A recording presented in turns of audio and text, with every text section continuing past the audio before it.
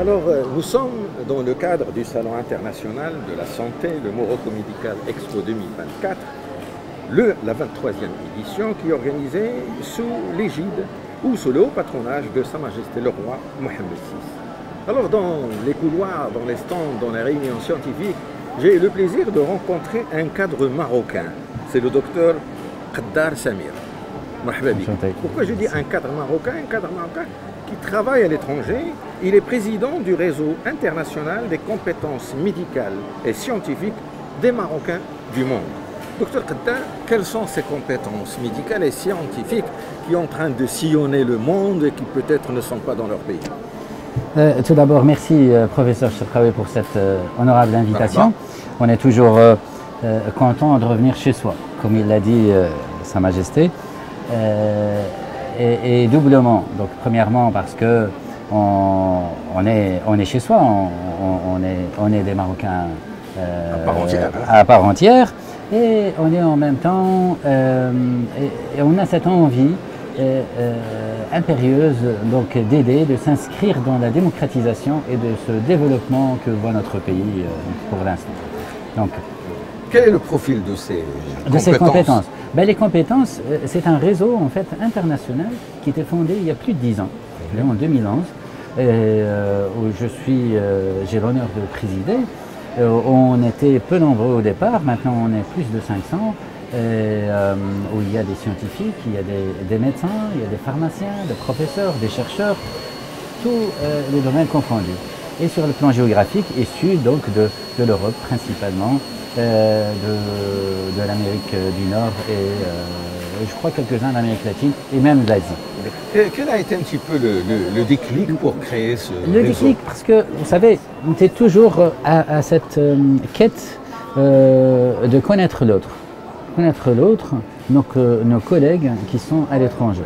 Donc ça d'une part, et c'était toujours un plaisir donc de fonder un certain forum et de nouer ces liens. Donc tout d'abord, c'est d'apprendre à se connaître avec ses différents collègues et compétences, et puis par après, pourquoi pas, se lancer dans des projets au Maroc, dans son pays, et pourquoi pas revenir un jour et embrasser donc la mère patrie. Donc je rappelle, Dr Qaddar Samir, président du réseau international des compétences médicales et scientifiques des Marocains du monde.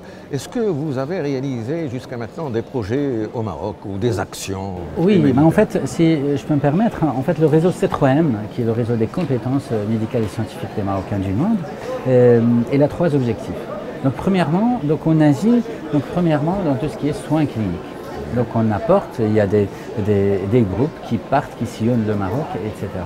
Des médecins, des dentistes, soit au niveau des soins mentaux, des soins physiques, etc. qui apportent à des communes, notamment des communes lointaines, telles que Figuig, telles que El Haouz, telles que le sud du Maroc, une province du sud, mais aussi non seulement des soins cliniques, mais aussi au niveau de la recherche scientifique.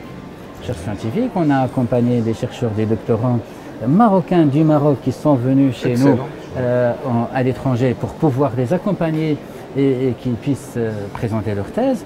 Et l'inverse aussi, on a de chercheurs qui ont contribué, donc vraiment coude à coude avec des compétences marocaines du Maroc pour pouvoir présenter, pour pouvoir innover et avancer.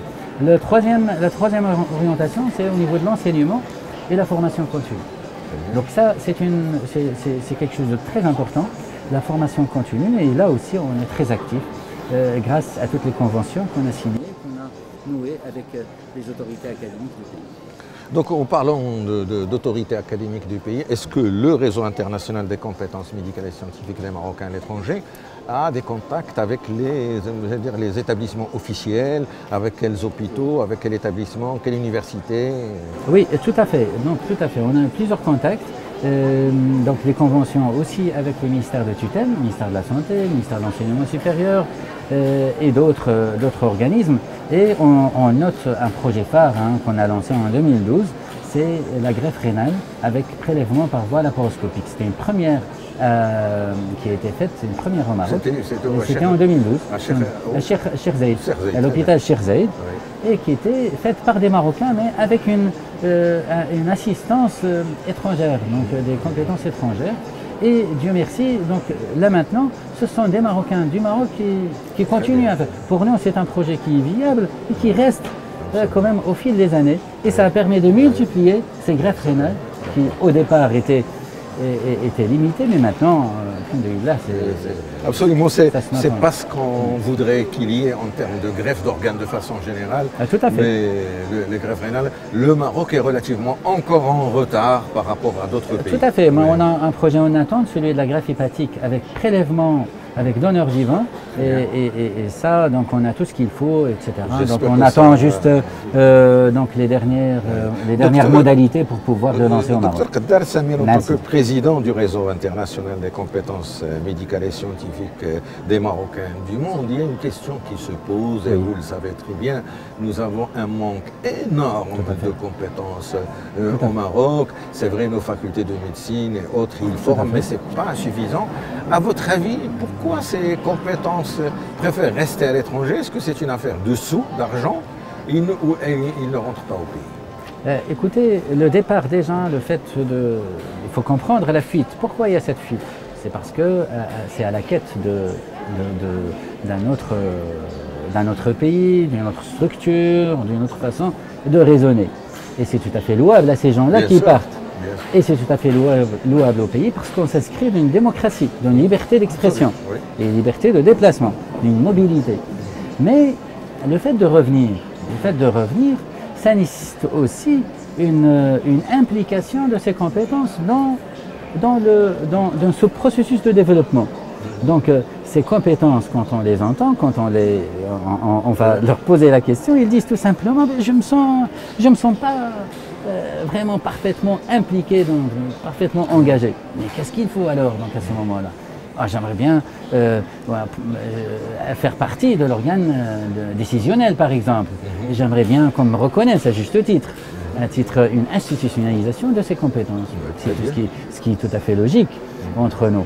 Donc c'est important, et je crois que Sa Majesté, dans son discours de, je crois, 2020, il y a 2 ans, donc du 20 août, il a insisté dans ces 6 règles et 6 idées qu'il a avancées. Il a insisté sur la rentrée et comment faire rentrer ces compétences à l'étranger. Donc, et voilà, il a donné des solutions et puis il faudrait juste qu'on suive qu'est-ce qu'il a dit le docteur. Absolument. Qu'est-ce qu'il a dit, la prescription du médecin? La prescription du médecin. Là, mais à votre avis, est-ce que c'est les autorités marocaines qui ne sont pas tout à fait convaincus de l'importance de ces compétences, ou c'est question législative? Pourquoi ça bloque? Pourquoi? Non, c'est loin, donc ça c'est loin de là, non. Ils sont très compétentes, les autorités marocaines, et je crois que ça demande un peu, donc c'est la loi, donc un petit peu de... on prend son temps, etc. Donc il faut être un petit peu plus proactif, c'est tout. Et on est ouvert, hein. Là je lance un appel, on est tout à fait ouvert parce qu'on a une convention déjà avec ces organismes de tutelle, tout à fait ouvert pour justement travailler sur cette question et voir quelle est la solution idéale. Alors, docteur Kaddar, le réseau international, ce n'est pas uniquement des paroles en l'air ou des idées ou des rêves. Vous réalisez des choses. Vous m'avez parlé d'un projet d'une clinique multidisciplinaire à laquelle vous rêvez de faire au Maroc. Oui, c'est pas un rêve, c'est une réalité, c'est Charqaoui. Donc on est là dans la réalisation. Non, je réponds. Oui, allez-y. Donc, mais en fait, c'est une idée qui est innovante en termes de politique de santé. Alors, c'est quoi l'idée? C'est la réalisation des cliniques multidisciplinaires avec migration circulaire. Ça veut dire faire venir des compétences étrangères, enfin, marocaines exerçant à l'étranger, et passer un certain temps donc, au niveau du pays, donc je ne sais pas quelle commune, ça pourrait être la commune de Figuig, ça pourrait être la commune de Jarada, ça pourrait être la commune de Dakhla, donc, et pour passer un certain temps au sein de cette entité, avec un noyau sur place, donc ce qu'on appelle la migration circulaire des scientifiques. Ça peut aller en s'agrandissant, donc dans différents... Donc le coordinateur de ce projet, c'est le professeur Mcharaoui, qui est vice-président du réseau, et il va lancer bientôt, dans les jours qui viennent, cette clinique à Figuig justement. Et il a toutes les autorisations maintenant, il a obtenu toutes les autorisations de la part du ministre de la Santé publique. Inch'Allah. Alors, docteur Qaddar Samir, pour terminer, d'abord, merci d'avoir répondu à l'invitation de l'EDG TV dans ce studio au sein du Salon international de la santé édition 2024. Je vais vous demander de regarder votre caméra et à votre avis, qu'est-ce que vous pouvez demander aux autorités marocaines pour, j'allais dire, profiter le maximum de ces compétences scientifiques et médicales qui sont à l'étranger? Vous savez, je ne veux pas utiliser le mot réconciliation. Non, parce que le Marocain reste Marocain, il est toujours dans son pays, même s'il est loin. Le cordon ombilical, il est fort. Mais il faut s'ouvrir à ces Marocains du monde. Il y en a beaucoup. Beaucoup de scientifiques, beaucoup de médecins, beaucoup de professeurs, beaucoup de chercheurs. Il faut s'ouvrir pour pouvoir les impliquer dans les organes de décision. Alors comment? C'est en faisant attention à l'institutionnalisation de ces compétences, en appliquant juste ce qui a été dit dans le discours de Sa Majesté, puisqu'il est clairvoyant et que Dieu l'assiste. Et d'ailleurs, on est à la veille du 25e anniversaire de la fête du trône.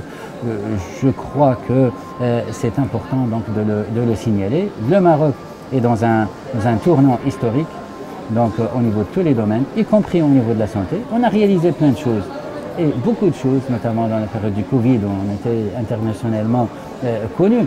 Donc c'est important d'intégrer ces compétences au sein du pays, et même à distance, ça a été dit dans le discours de Sa Majesté, même à distance, il pourrait intervenir.